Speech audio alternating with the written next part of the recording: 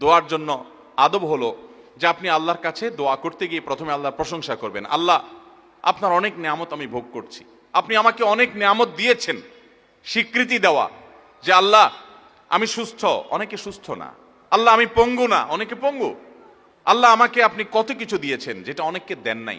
আমার চোখ দুটো ভালো, আমার অনেক নিয়ামত আমি আপনার ভোগ করছি। আল্লাহ, আমি আপনার নিয়ামতের শুকরিয়া আদায় করছি, স্বীকৃতি দিচ্ছি, কৃতজ্ঞতা আদায় করছি।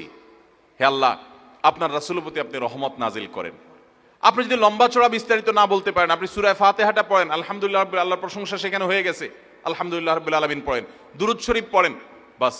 এরপরে আপনি এবার বলেন আল্লাহ আপনি আমাকে মাফ করে দেন। আল্লাহ আমার বাবা চলে গেছেন, তাকে মাফ করে দেন। আল্লাহ আমার মা দুনিয়া থেকে চলে গেছেন, তাকে মাফ করে দেন। ভাইরা আমার, আসল কথা হলো আমরা সেই ব্যথাটাই অনুভব করি না। আপনার মৃত আত্মীয় স্বজনের জন্য যদি আপনার সেই ফিলিংস কাজ করতো তো চোখের পানি ফেল ফেল ফেল করে আসতো। আপনি যদি আল্লাহর কাছে কোনো কিছু মায়ের পেঁচ দিয়া অর্থাৎ সুন্দর করে সাজায়া গোছায়া বলতে নাও পারেন, আপনি নিশ্চিত থাকেন শুধু চোখের পানিটা যদি আপনি ফেলেন, চোখের পানিও আসে না, শুধু কান্নার ভান করে আপনি যদি আল্লাহর দিকে হাত তুলে আপনি যদি সময় কাটান এবং কিছু বলার চেষ্টা করেন, আল্লাহ রাব্বুল আলামিন আপনার দিলের ভাষাও পড়তে পারেন।